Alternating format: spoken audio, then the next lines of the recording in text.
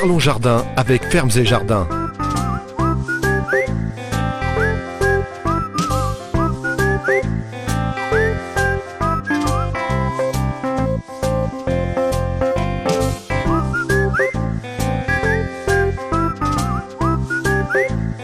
Bienvenue dans votre émission Parlons Jardin. Bien que nous n'ayons pas 4 saisons à La Réunion, nous pouvons considérer que nous sommes en quelque sorte au printemps. Saison idéale pour bouturer vos rosiers ou autres plantes, nous allons donc vous parler du bouturage. Avant toute chose, il vous faut un bon outil, un bon sécateur qui soit bien tranchant.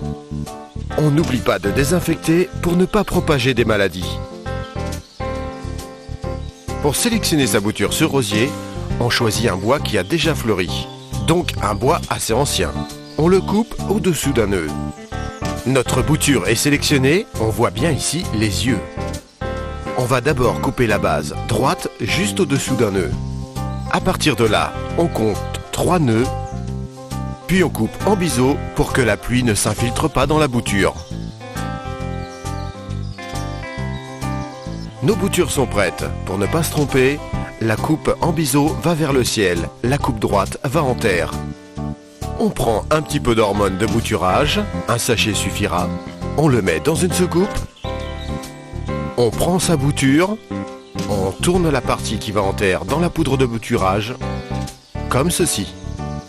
Un léger voile de poudre suffit, pas plus, pas moins. On met les boutures en attente 2 minutes, le temps de remplir ces petits pots de terre. Un mélange à base de terreau est vivement conseillé.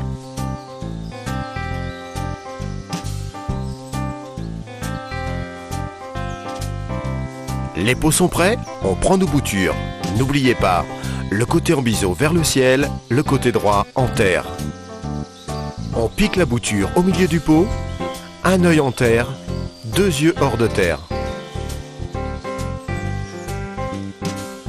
Les boutures sont prêtes. On arrose, on les place dans un endroit ombragé mais lumineux. Et d'ici 1 mois ou 2, les bourgeons et les racines vont commencer à sortir. On pourra alors rempoter. Voici notre conseil de la semaine. Pour les boutures de plantes à latex, frangipanier, poinsettia, etc., il vaut mieux laver et laisser sécher la bouture avant de la repiquer. Parlons jardin avec Fermes et Jardins.